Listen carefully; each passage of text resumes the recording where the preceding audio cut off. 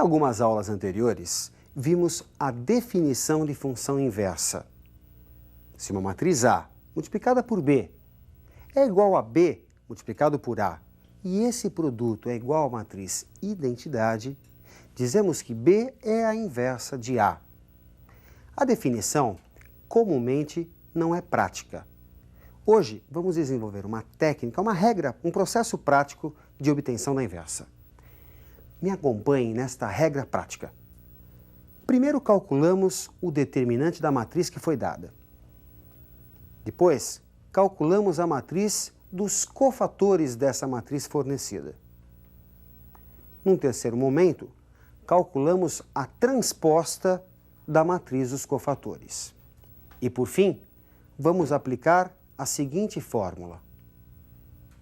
O inverso do determinante da matriz multiplicado por essa transposta da matriz dos cofatores nos fornece a inversa da matriz fornecida.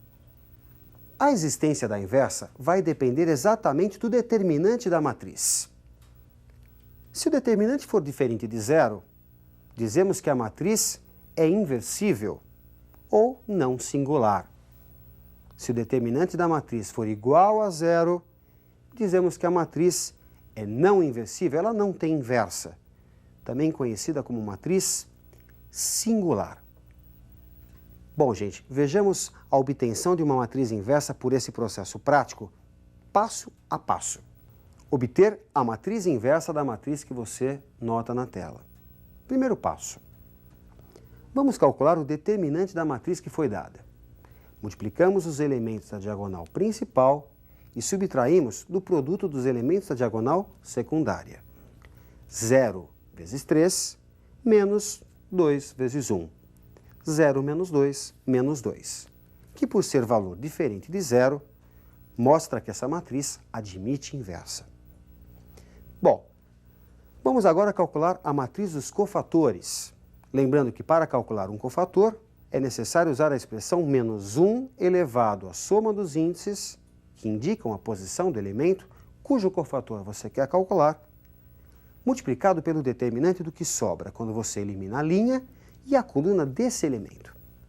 Resulta como matriz dos cofatores 3, menos 2, menos 1 e 0.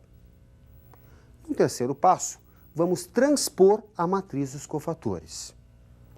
Lembrando que a transposta é obtida quando você faz linha por coluna, troca-se linha por coluna. Portanto, a primeira linha, 3 menos 2, vai ser a primeira coluna. E a segunda linha, menos 1 e 0, passa a ser a segunda coluna. Para obtermos a matriz inversa, basta multiplicarmos essa última matriz, a transposta da matriz dos cofatores, pelo inverso do determinante da matriz. Nesse caso, menos meio multiplicado por 3 menos 1, menos 2 e 0, que resulta menos 3 meios, meio, 1 e 0. A matriz inversa goza de várias propriedades importantes. Me acompanhe na tela. Se a matriz A é inversível, então a sua inversa é única. A inversa da inversa é a própria matriz A. Se A e B são matrizes inversíveis e de mesma ordem, então a inversa do produto é igual, muita atenção aqui, ao produto das inversas, só que primeiro a de B e depois a de A, nesta ordem. Se A é inversível, então a inversa da transposta é igual à transposta da inversa.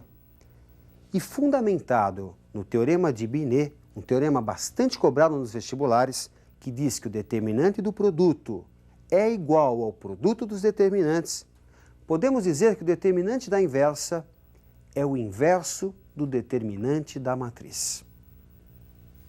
Será que é possível obtermos um elemento da inversa sem ter que obter a inversa? Me acompanhe numa expressão que nos fornece exatamente um elemento da inversa.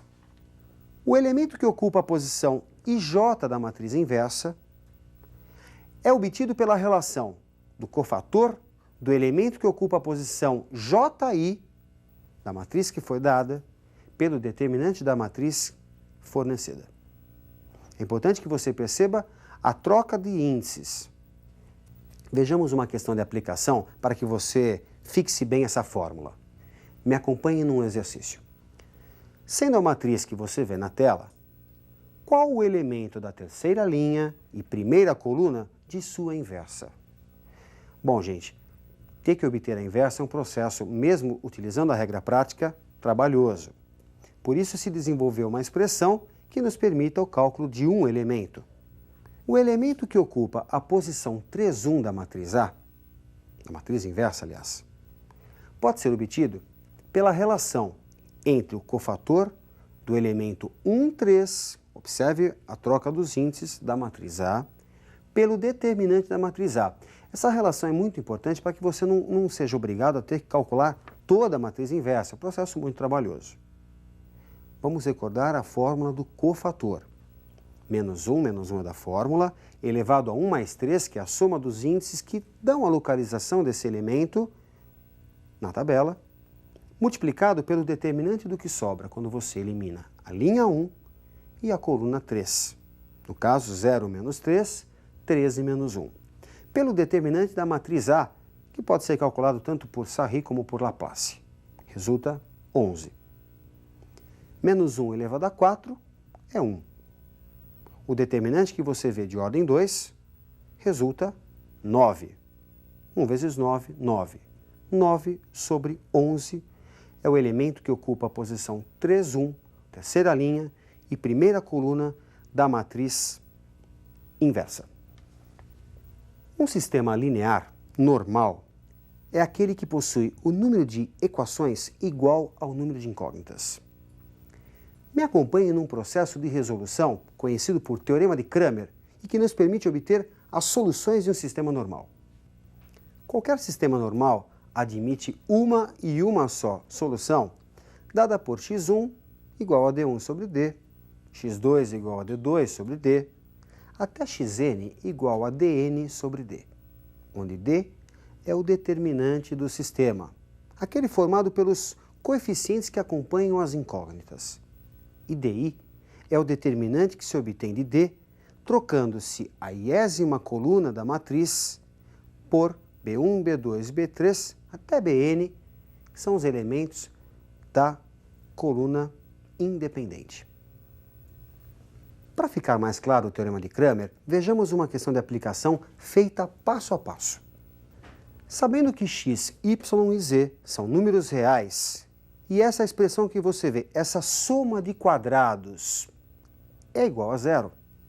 Então, quanto vale a soma de x com y com z? Como x, y e z são números reais, para que uma soma de 3 quadrados resulte igual a zero, cada uma das parcelas precisa ser nula. Assim, 2x mais y menos z deve ser igual a zero, x menos y também deve ser igual a zero, e z menos 3 precisa ser igual a zero.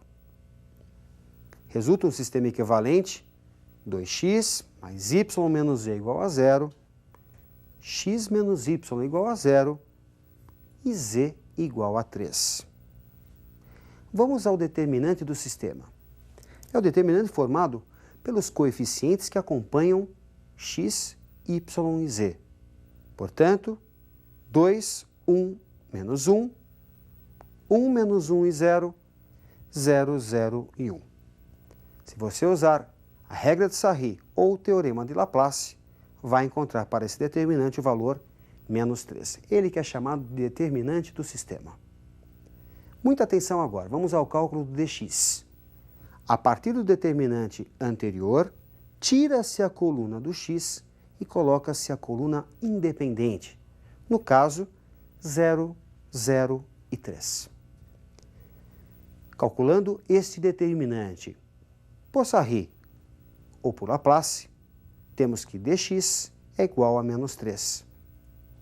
E resulta para o x, menos 3 dividido por menos 3. 1. Vamos ao cálculo do dy. Retira-se do determinante do sistema a segunda coluna e coloca-se a coluna independente, 0,03. Após o cálculo deste outro determinante, resulta dy também igual a menos 3. E o y ficará igual a menos 3 dividido por menos 3, que também dá 1. Vamos ao cálculo do dz.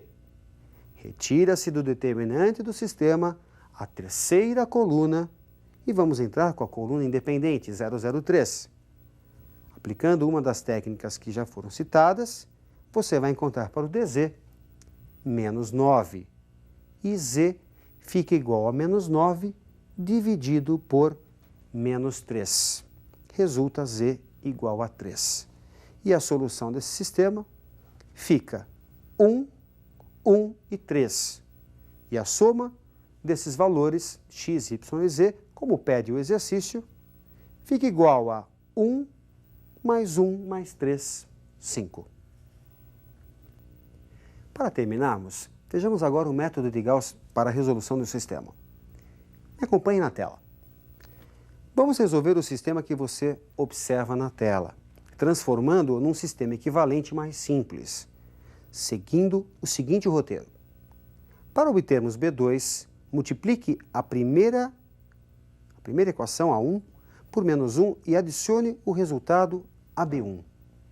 Para obter uma nova linha 2, C2, multiplique A1 por menos 2 e adicione o resultado a C1. Resulta neste outro sistema um pouco mais simples, como você observa na tela.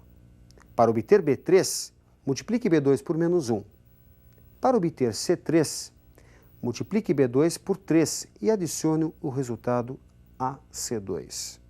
Resulta um sistema chamado de escalonado. Sistema em que você possui na primeira linha 3 variáveis, na segunda 2 variáveis, na terceira apenas uma variável. Esse é o método de Gauss. Como você pode perceber, basta algumas multiplicações e somas para chegarmos no sistema escalonado. Resolvendo esse sistema, a partir da última equação, que é a equação C3, resulta z igual a menos 1, substituindo em B2, aliás, em B3, resulta y igual a 2, e substituindo esses dois valores na primeira, resulta x igual a 1, e o conjunto verdade, 1, 2 e menos 1.